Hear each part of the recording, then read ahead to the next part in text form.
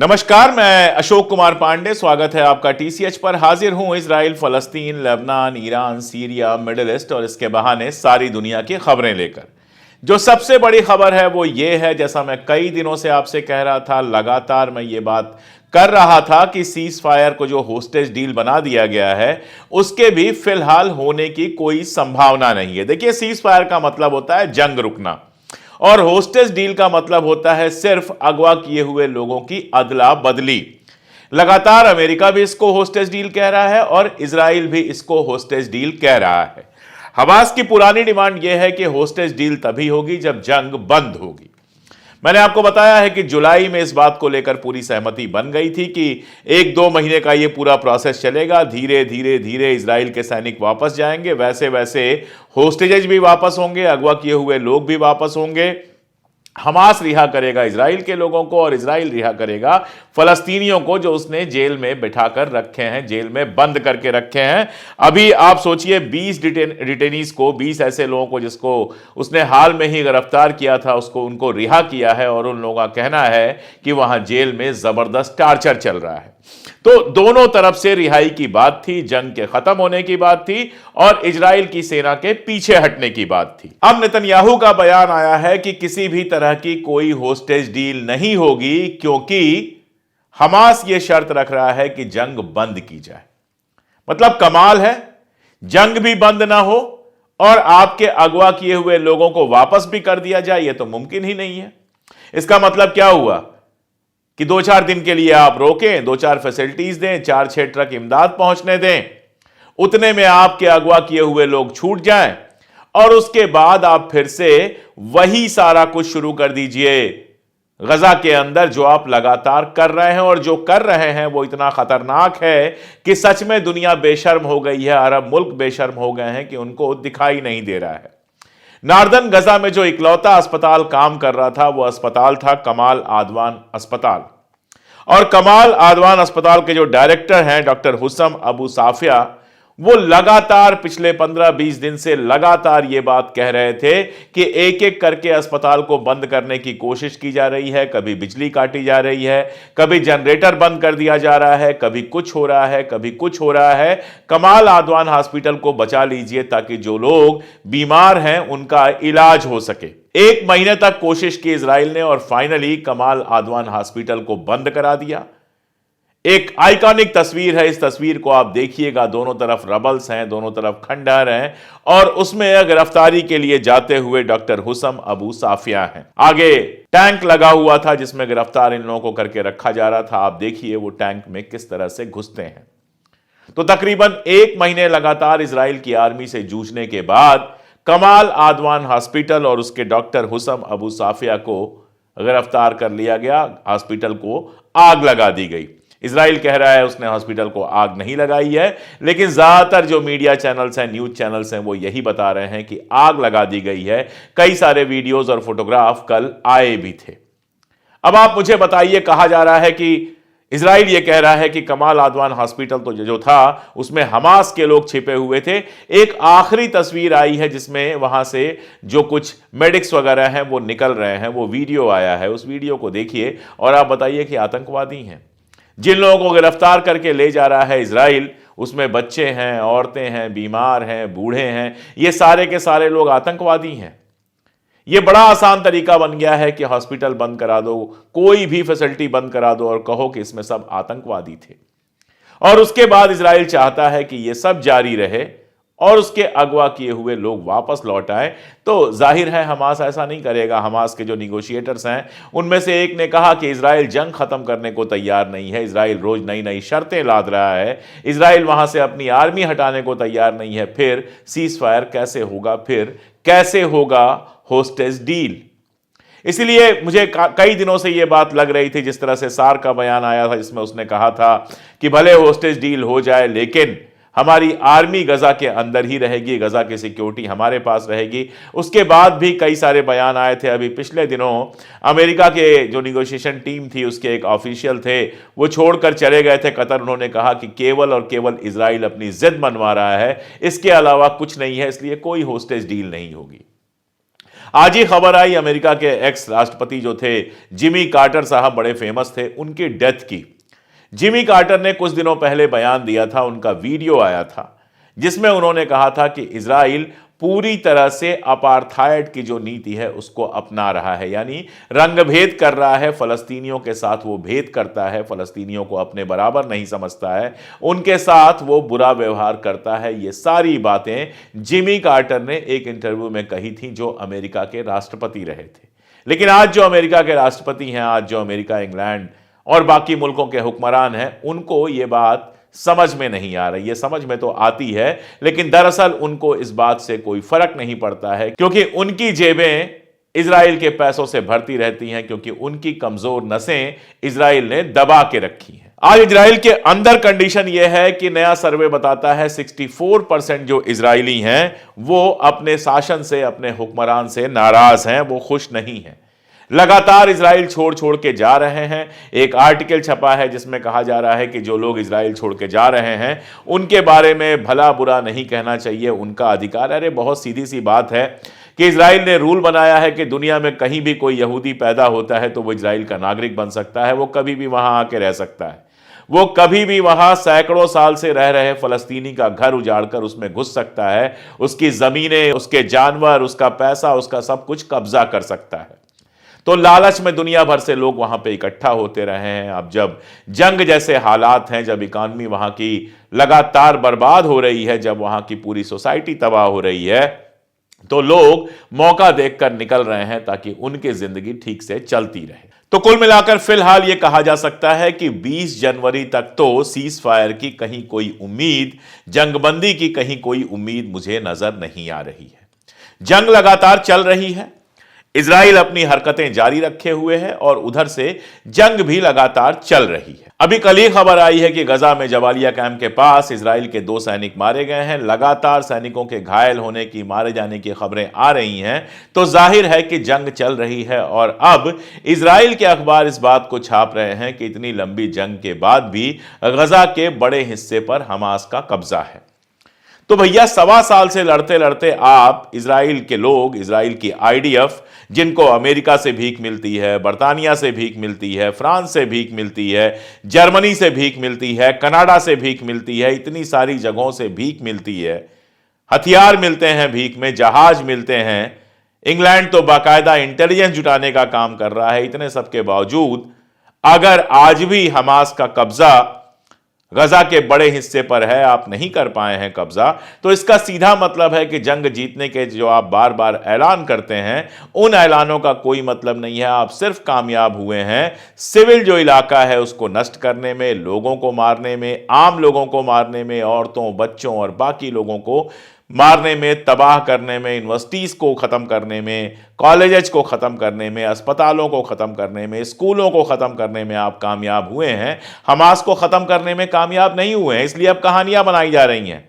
हानिया की मौत को लेकर कहानी बनाई जा रही है कि वहां तो पहले से ही बम रखा था और ये हुआ था, वो हुआ था। हमास ने बहुत क्लियर किया है कि ये सब बेकार की बातें हैं। दरअसल कहानियां इसलिए बनाई जा रही हैं ताकि ईरान के ऊपर भी दोष डाला जा सके, लेकिन साफ साफ कहना है हमास का कि ये सब बेकार की कहानियां हैं। हमें पता है कि उनके मोबाइल को ट्रैक करके उनको मारा गया। शायद ये बड़ी गलती थी हानिया की कि वो हाथ में मोबाइल लेके घूम रहे थे। आजकल हम आप सब लोग हाथ में मोबाइल लेके घूमते हैं, लेकिन हम नहीं जानते हैं कि हमारे हाथ में हमारा सबसे बड़ा दुश्मन है, जिससे हमारी सारी गतिविधियों के बारे में, हमारी सारी हरकतों के बारे में जानकारी ली जा सकती है। कितने बजे हम कहाँ पहुंचे, क्या खाया, क्या पिया, किस डॉक्टर से मिले, किस गाड़ी में बैठे, किस कैब में बैठे, ये सारा कोई चाहे तो बैठे बैठे पता लगा सकता है। हानिया नहीं ध्यान दे पाए, मोबाइल रखे हुए थे और उसी मोबाइल के चलते उनकी जान गई। पेजर्स में जिस तरह से विस्फोट कराया गया, उसने हिजबुल्लाह को अच्छा खासा नुकसान पहुंचाया और ये सारी चीजें अब बिल्कुल सामने हैं। इजराइल इस पर जो कुछ झूठ बोल रहा है उसका कोई खास फर्क पड़ने वाला नहीं है। इन सब के बीच यमन से जंग लगातार जारी है, लगातार हमला कर रहा है हूथी। एक बयान आया है हूथी का जिसमें वो कह रहा है कि पिछले 10 दिनों में हमने 13 हमले किए हैं और ये हमले तेल अवीव और उसके आसपास के इलाकों तक पहुंचे हैं। अच्छा खासा नुकसान हुआ है। रेड सी पे लगातार वो हमले कर ही रहा है।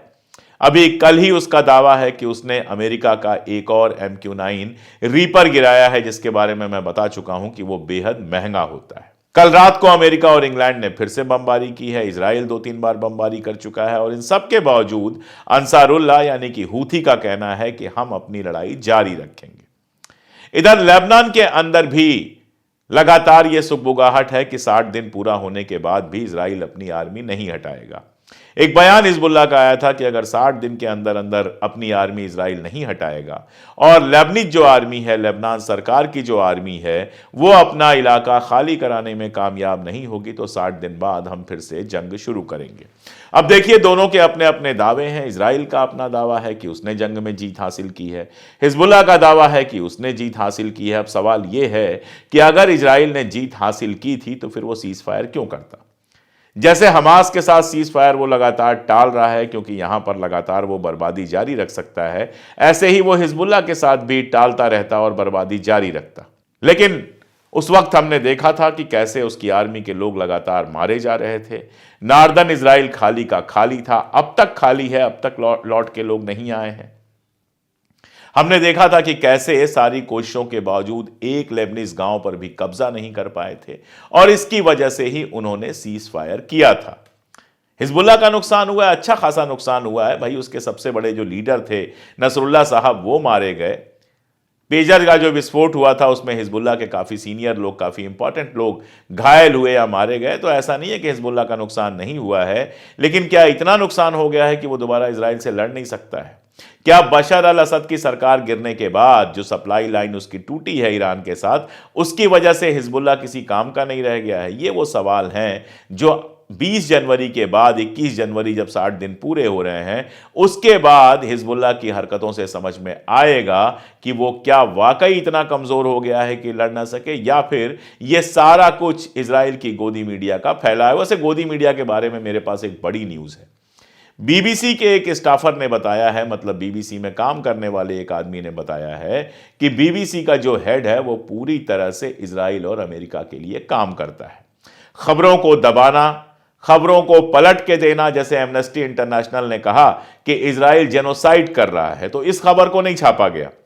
छापा यह गया कि इजराइल ने इसको फेक कहा है, जेनोसाइड का जो आरोप है उसको फेक कहा है। तो खबरों को इस तरह से घुमाना, खबरों को इस तरह से बनाना कि इजराइल की जो गलतियां हैं उनको छुपाया जा सके, यह काम बीबीसी लगातार कर रहा है। बीबीसी की कई न्यूज रिपोर्ट्स दिखाकर हम भी ये बात कर चुके हैं, लेकिन अब बीबीसी का अपना स्टाफर, बीबीसी के अंदर काम करने वाला एक व्यक्ति कह रहा है कि बीबीसी पूरी तरह से अमेरिकन और इजरायली गवर्नमेंट के इशारे पर काम करता है। इसीलिए मैं अक्सर कहता हूं कि गोदी मीडिया सिर्फ इंडिया में नहीं है, गोदी मीडिया वेस्ट में भी है, जो इजराइल और अमेरिका के पैसों पर काम करता है और इसलिए खबरें ऐसे घुमा के देता है जिनसे उनका फायदा हो। अब सीरिया अगर चले तो सीरिया से दो खबरें बहुत मजेदार हैं, बाकी भी खबरें हैं। सीरिया के अभी जो डिफैक्टो राष्ट्रपति कहिए, प्रधानमंत्री कहिए, जो कहना चाहिए वही हैं, सर्वे सर्वा जुलानी साहब। उन्होंने कहा है कि अगले 4 साल तक इलेक्शन नहीं हो सकता है। 3 साल लगेगा हमको संविधान बनाने में और उसके बाद चौथे साल में जाकर इलेक्शन हो पाएगा। सीधा मतलब इसका यह है कि अगले 4 साल तक वहां पर एसटीएस का कब्जा रहेगा। अब वहां सीरिया में दमास्कस के जो गवर्नर हैं वो कह रहे हैं कि इजराइल से हमें कोई लड़ाई लड़नी नहीं है, इजराइल लगातार कब्जा करता चला जा रहा है, इजराइल जहां चाह रहा है वहां बम बरसा रहा है। लेकिन उनका कहना है कि इजराइल से उनकी कोई दुश्मनी नहीं है, इजराइल से उनको कोई प्रॉब्लम नहीं है। उनको प्रॉब्लम किससे है? उनको प्रॉब्लम है असद के समर्थकों से। इसीलिए कल तक 300 असद के समर्थकों को गिरफ्तार किया जा चुका है, जाने कितने अलवाइटों को मारा जा चुका है, ईसाइयों को मारा जा रहा है, कुर्दों से लड़ाई चल रही है। अल असद के जो लोग हैं, बशर अल असद के जो लोग हैं, वो फिर से इकट्ठा हो रहे हैं, रेजिस्टेंस बनाया है उन्होंने। और सीरिया के अंदर उनको सबसे समस्या है, उनको लेबनान से समस्या है, उनको हिजबुल्लाह और ईरान से समस्या है, लेकिन इजराइल से कोई समस्या नहीं है। आखिर होगी भी कैसे? जिसके पैसों पर वो पले हैं उनसे कोई समस्या नहीं हो सकती। इसलिए जब वो अपने बयान जारी करते हैं तो उसमें कहीं गजा का नाम भी नहीं लेते हैं। उनको इजराइल से कोई प्रॉब्लम नहीं है। इजराइल चाहे उनके घर में घुस के उनके सामान उठा ले जाए, चाहे आधा सीरिया कब्जा कर ले, लेकिन ये जुलानी और इनके साथ के जो लोग हैं उनको किसी तरह की कोई प्रॉब्लम नहीं है इजराइल से। इसका मतलब क्या है आप समझ सकते हैं। एक और बयान में देख रहा था, सऊदी अरब का एक बयान दिख रहा था, जिसमें सऊदी अरब ने अल अक्सा के बारे में जो मैंने बताया था कि अल अक्सा के अंदर घुसने की कोशिश की है, अल अक्सा को अपवित्र करने की कोशिश की है बेन गुवेर ने, उसकी आलोचना की है, उसकी मलामत की है, उसके बारे में तीखे लफ्ज कहे हैं। लेकिन ये तीखे लफ्ज उस हरी मिर्ची के बराबर हैं जो खाना खाने के साथ साथ आप दबाते रहते हैं और खाने के साथ ही जिनका तीखापन खत्म हो जाता है। यानी जबानी बातें हैं, कह दिया भूल गए। इससे ज्यादा अल अक्सा को बचाने या गजा को बचाने के लिए ना सऊदी अरबिया ने कुछ कभी किया है, ना आगे कुछ करेगा। आप सोचिए, बारिश हो रही है, इस समय जबरदस्त ठंड है, गजा के अंदर बारिश हो रही है। बताया जा रहा है कि 5 लोग ठंड से मारे जा चुके हैं, टेंट्स पूरी तरह से भीग गए हैं और उसमें हॉस्पिटल्स में हमला किया जा रहा है, लोगों को मारा जा रहा है। ये सारा कुछ हो रहा है और सऊदी अरबिया और दूसरे अरब मुल्क शांति से देख रहे हैं। अल अक्सा को भी कल गिरा दिया गया तो यकीन जानिए इनको कोई फर्क नहीं पड़ेगा। जबानी 2-4 बयानात देने के अलावा ये कुछ नहीं करेंगे। अब मैं आपको बताऊं कि यमन में जो वर्ल्ड हेल्थ ऑर्गेनाइजेशन है उसके चीफ गए हुए थे और वो जब थे हवाई अड्डे के पास किसी जगह पर थे, तभी ऐसी बमबारी शुरू हो गई कि उनको उठ के भागना पड़ा। इजराइल ने बमबारी तभी शुरू कर दी, उनको उठ के भागना पड़ा। उन्होंने अपील की है कि गजा के अंदर जो जंग चल रही है उसको जल्द से जल्द बंद किया जाए। अब कल्पना कीजिए कि यही साहब अगर इजराइल में होते और यमन की मिसाइल इनके आसपास गिरी होती तो अमेरिका, इजराइल, वेस्टर्न मीडिया और जो गोदी मीडिया है, वेस्टर्न गोदी मीडिया है, उसने आसमान सर पे उठा लिया होता कि वर्ल्ड हेल्थ ऑर्गेनाइजेशन के जब चीफ वहां पे थे तो बमबारी की हिम्मत कैसे हुई। लेकिन इजराइल बमबारी कर रहा था जिसमें वो बाल बाल बच गए, तो सब खामोश हैं, किसी को कोई फर्क नहीं पड़ता। वो मार भी दिए जाते तो अमेरिका और इजराइल को कोई फर्क नहीं पड़ता। आखिर इतने सारे लोग जो वहां पर इमदाद लेके आए थे उसमें से भी कई सारे लोग मारे गए हैं, कई गाड़ियों पर सीधा हमला किया गया है, डॉक्टरों को मारा गया है। आखिर क्या फर्क पड़ गया है? अमेरिका के अपने नागरिक मरे हैं, ब्रिटेन के नागरिक मरे हैं, जर्मनी के नागरिक मरे हैं, लेकिन इनको कहीं से कोई फर्क नहीं पड़ता। इनकी हालत तो ये है कि अगर इनकी ही जबान काट के इनके हाथ में दे दे इजराइल तो ये कलम उठाकर लिखेंगे कि अच्छा किया हमारी जबान आपने काट ली, परेशान हो गए थे हम अपनी ही जबान से। इस टाइप की राजनीति दुनिया में चल रही है जिसका खामियाजा फिलहाल गजा के लोग भुगत रहे हैं। ये तेज बारिश और आज बाकी सारी चीजें वहां जीना लगातार मुश्किल कर रही हैं। शर्म ये है कि न तो अरब के मुल्कों को ये दिखाई दे रहा है, न दुनिया के उन मुल्कों को जो खुद को सभ्य कहते हैं, शरीफ कहते हैं। उनकी सारी शराफत, उनकी सारी सभ्यता गजा में एकदम बेपर्दा हो गई है, उरियां हो गई है, नंगी हो गई है। दुनिया देख सकती है कि उनकी बड़ी बड़ी बातों के पीछे कैसा जहरीला सच है और कैसा शैतानी चेहरा है। इसलिए ज़रूरी है गजा के बारे में लगातार बोलते रहना, जहां तक बात पहुंचे, जितनी बात पहुंचे। मेरी कोशिश यही रहती है कि मैं लगातार आपको मिडिल ईस्ट के और ख़ास तौर पे गजा के अपडेट देता रहूं। अगर आपको लगता है ये वीडियोस काम के हैं तो इनको दूर तक पहुंचाइए, अपने दोस्तों, रिश्तेदारों और उन लोगों तक भी जो गोदी मीडिया के चक्कर में अब भी फंसे हुए हैं। अगर आप हमारी मदद करना चाहते हैं तो बताने की ज़रूरत नहीं है, आप डिस्क्रिप्शन खोलेंगे, उसमें सारे तरीके हैं। आप हमारी मेंबरशिप ले सकते हैं, सीधी मदद कर सकते हैं, और अगर अब तक चैनल सब्सक्राइब ना किया हो तो सब्सक्राइब जरूर कर लें। आज के लिए इतना ही, बहुत शुक्रिया।